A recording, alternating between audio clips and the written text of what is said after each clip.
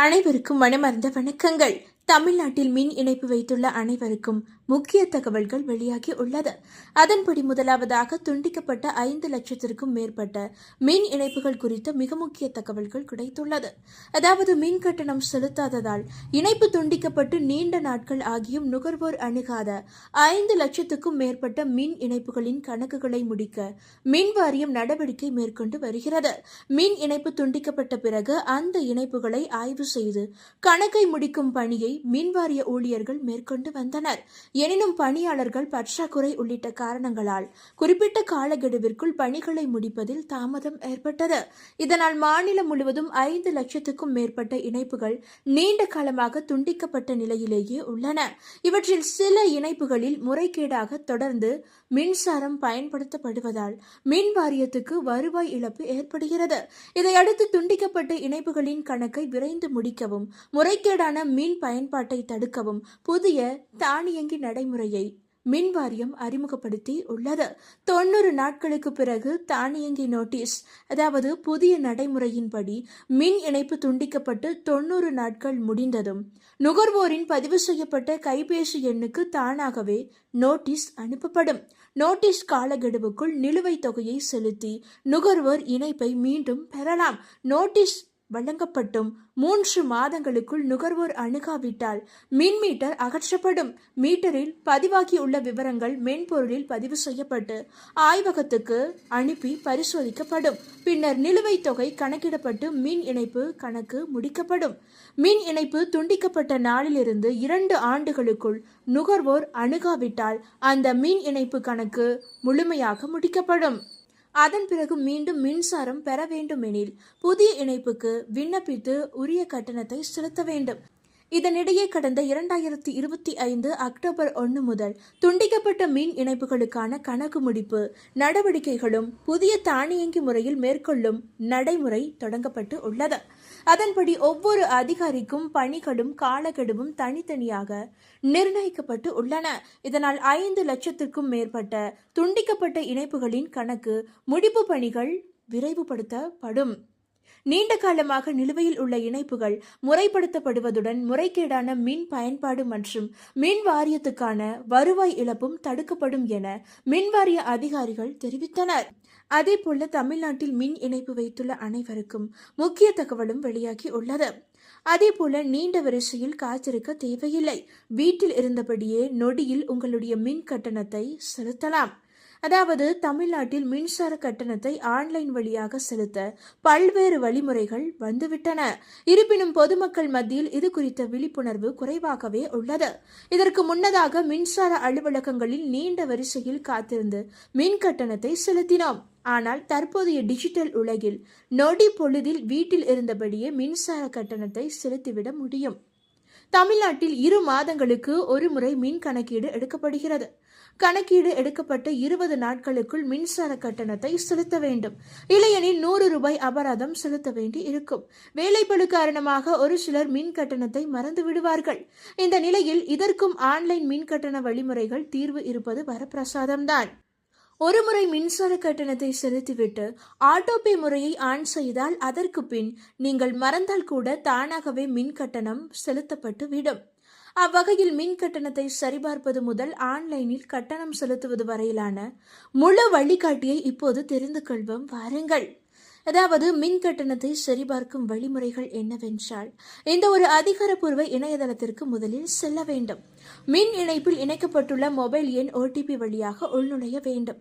உங்கள் வீட்டு மின் இணைப்பு எண்ணை உள்ளிட்டு பில் டீடைல்ஸ் அல்லது வியூ பில் ஆப்ஷனை கிளிக் செய்தால் நீங்கள் தற்போது கட்ட வேண்டிய மின்சார கட்டணம் எவ்வளவு என்பது திரையில் தெரியும். ஒருவேளை நீங்கள் ஏற்கனவே மின் கட்டணத்தை செலுத்தி இருந்தால் பில் தொகை காட்டாது. ஒருவேளை நீங்கள் ஏற்கனவே மின் கட்டணத்தை செலுத்தி இருந்தால் பில் தொகை காட்டாது. இதற்கு முன் நீங்கள் செலுத்திய பில் தொகைகள் வரிசையாக காண்பிக்கப்படும். ஆன்லைனில் மின் கட்டணத்தை செலுத்தும் முறையையும் தெரிந்து கொள்வோம் வாருங்கள். இதற்கு முதலில் இந்த ஒரு இணையதளத்தில் உள்நுழைந்த பிறகு பே என்பதை கிளிக் செய்ய வேண்டும். Debit card, credit card, debit card, credit card அல்லது யூபிஐ உள்ளிட்ட ஆன்லைன் பரிவர்த்தனை முறையை தேர்ந்தெடுத்து மின்சார கட்டணத்தை செலுத்தலாம். கட்டணத்தை செலுத்தி முடித்த பிறகு உறுதிப்படுத்துதல் ரசீது கிடைக்கும். எதிர்கால பயன்பாட்டிற்கு இதனை சேமித்து வைத்துக் கொள்வது நல்லது. அடுத்ததாக ஆட்டோபே வசதி குறித்து பார்க்கலாம். அதாவது ஆன்லைன் வாடிக்கையாளர்களுக்கு மின்சார வாரியம் ஆட்டோபே வசதியை வழங்குகிறது. இதனை ஆன் செய்து வங்கி கணக்கு விவரங்களை பதிவு செய்துவிட்டால் அடுத்து எப்போது மின் கணக்கீடு செய்தாலும் 10வது நாளில் உங்கள் வங்கி கணக்கில் இருந்து தானாகவே கட்டணம் செலுத்தப்படும். ஆன்லைன் வழியாக மின்சார கட்டணம் செலுத்துவோருக்கு ஆட்டோபே வசதி மிகவும் உதவிகரமாக இருக்கும். அடுத்ததாக யூபிஐ செயலிகளில் மின் கட்டணம் செலுத்தும் முறையையும் தெரிந்து கொள்வோம் வாருங்கள். அதாவது தினசரி பண பரிமாற்றத்திற்கு ஜிபே, போன்பே மற்றும் பேடிஎம் உள்ளிட்ட யூபிஐ செயலிகள் உதவுகின்றன. இந்த செயலிகள் வாயிலாகவும் மின் கட்டணத்தை மிக எளிதாக செலுத்திவிடலாம். யூபிஐ செயலியில் எலக்ட்ரிசிட்டி அல்லது எலக்ட்ரிசிட்டி பில் என்ற ஆப்ஷனை கிளிக் செய்ய வேண்டும். 11 இலக்க மின் இணைப்பு எண்ணை உள்ளிட வேண்டும். 11 இலக்க மின் இணைப்பு எண்ணை உள்ளிட வேண்டும். தேவைப்பட்டால் மட்டும் பெயரை உள்ளிடலாம். மின் இணைப்பு எண்ணை உள்ளிட்டவுடன் நீங்கள் செலுத்த வேண்டிய மின் கட்டண தொகை எவ்வளவு என்பது திரையில் தெரியும். இப்போது யூபிஐ பின் நம்பரை உள்ளிட்டு மின் கட்டணத்தை செலுத்தலாம். யூபிஐ செயலிகளிலும் ஆட்டோபே வசதி உள்ளது. தேவையெனில் ஆன் செய்து கொள்ளலாம். ஒருமுறை யூபிஐ செயலியில் மின் கட்டணத்தை செலுத்திவிட்டால் அதன் பிறகு மின் கணக்கீடு செய்யும் போதெல்லாம் உங்களுக்கு மின் கட்டணத்தை இப்போதே செலுத்துங்கள் என்ற நோட்டிபிகேஷன் வந்து கொண்டே இருக்கும். அடுத்ததாக வாட்ஸ்அப்பில் கூட நீங்கள் உங்களுடைய மின் கட்டணத்தை செலுத்தலாம். அதாவது இன்று உலக அளவில் கோடிக்கணக்கான மக்கள் வாட்ஸ்அப்பை பயன்படுத்தி வருகின்றனர். வாட்ஸ்அப் பயனாளர்களுக்கு உதவும் வகையில் மின் கட்டணத்தையும் இதில் செலுத்துவதற்கான வசதி அறிமுகமாகி உள்ளது. இருப்பினும் 500 யூனிட்டுக்கு மேல் இருந்தால் மட்டுமே வாட்ஸ்அப்பில் மின் கட்டணத்தை செலுத்த முடியும். பெரும்பாலான நடுத்தர மக்கள் 500 யூனிட்டுகளுக்கு குறைவாகவே மின்சாரத்தை பயன்படுத்துவதால் இந்த வசதி அவர்களுக்கு உதவாது. அதேபோல ஆன்லைன் முறையில் மின் கட்டணம் செலுத்துவதில் ஏதேனும் குறைகள் இருந்தாலோ அல்லது புகார் அளிக்க விரும்பினாலோ 1930 என்ற உதவி எண்ணை தொடர்பு கொள்ளலாம். அதேபோல ஒரு எச்சரிக்கையாக ஆன்லைனில் மின் கட்டணம் செலுத்துவதற்கு முன்பு தயவு செய்து இதை மனதில் வைத்துக் கொள்ளுங்கள். பெரும் இழப்பை தவிர்த்துவிடலாம். அதாவது தொழில்நுட்பம் வளர்ந்துவிட்ட இன்றைய நவீன உலகில் டிஜிட்டல் சேவைகள் பெருமளவில் அதிகரித்து உள்ளன. ஆன்லைனில் பெரும்பாலும் அனைத்தையும் செய்ய முடியும் என்பதால் பலருக்கும் நேரம் மிச்சமாகிறது. கார், ஆட்டோ புக்கிங் செய்வது முதல் மின் கட்டணம் செலுத்துவது வரை ஆன்லைன் வசதிகள் மிகவும் பயனுள்ளதாக உள்ளன. ஆன்லைன் சேவைகள் எந்த அளவிற்கு நமக்கு வசதியாக இருக்கிறதோ அதே அளவிற்கு அதில் ஆபத்துகளும் நிறைந்து உள்ளன. ஏனெனில் டிஜிட்டல் தொழில்நுட்பம் வளர்ந்த பிறகுதான் மோசடிகளும் அதிகரித்துள்ளன என்பதை நாம் நினைவில் வைத்துக் கொள்ள வேண்டும். ஆகையால் ஆன்லைனில் எந்த சேவையை பெறுவது என்றாலும் நாம் மிகவும் கவனமுடன் இருக்க வேண்டியது அவசியமாகும். முன்பெல்லாம் மின் கட்டணத்தை செலுத்த மின்சார அலுவலகத்திற்கு சென்று வரிசையில் நிற்போம். ஆனால் இப்போது வரிசையில் நிற்பவர்களின் எண்ணிக்கை வெகுவாக குறைந்துவிட்டன. ஆன்லைனில் மின் கட்டணம் செலுத்தும் வசதி வந்த பிறகு பலரும் இதனை பயன்படுத்த தொடங்கிவிட்டனர். சிலர் தாங்களாகவே மின் கட்டணத்தை செலுத்தும் நிலையில் சிலர் இ-சேவை மையங்களில் மின் கட்டணத்தை செலுத்துகின்றனர். நாம் ஆன்லைன் சேவைகளை பாதுகாப்பாக உபயோகப்படுத்தினால் எந்த பிரச்சனையும் இல்லை.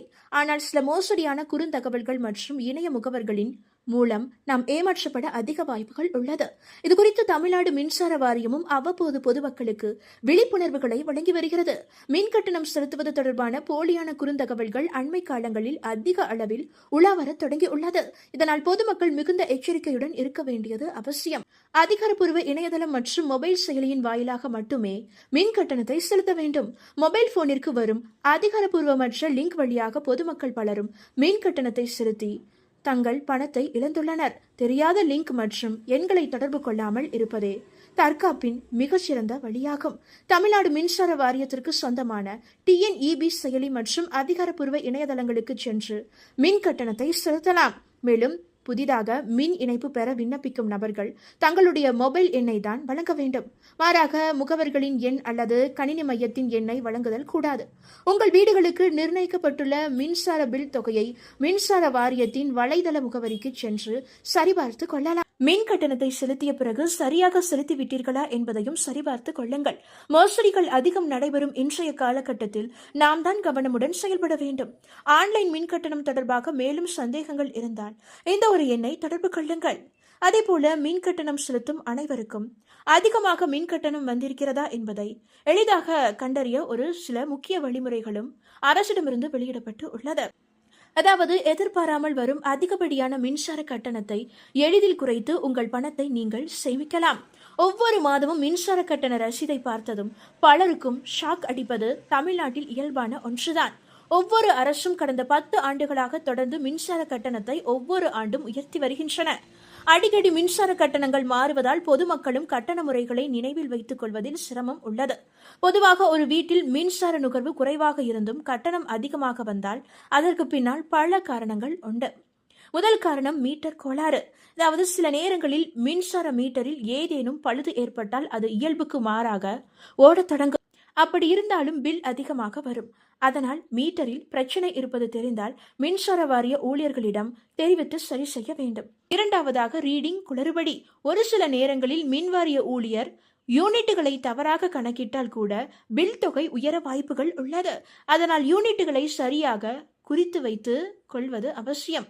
மூன்றாவதாக மின்கசிவு, அதாவது எலக்ட்ரிக் லீக்கேஜ்.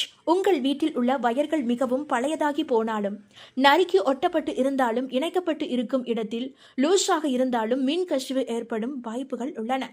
மின் கசிவின் போது தேவையற்ற முறையில் மின்சாரம் விரயம் ஆவதால் அதற்கான பயன்பாடும் மீட்டரில் ஓடும். நான்காவதாக பழைய கால மின்சார உபகரணங்கள். பழைய கால மின்சார பொருட்கள் மின்சாரத்தினை அதிக பயன்படுத்தும் தன்மை கொண்டவை. பழைய பல்புகள், ஃபேன்கள், AC, fridge, TV, motor, washing machine ஆகியவை அதிக மின்சாரத்தை உறிஞ்சுகின்றன.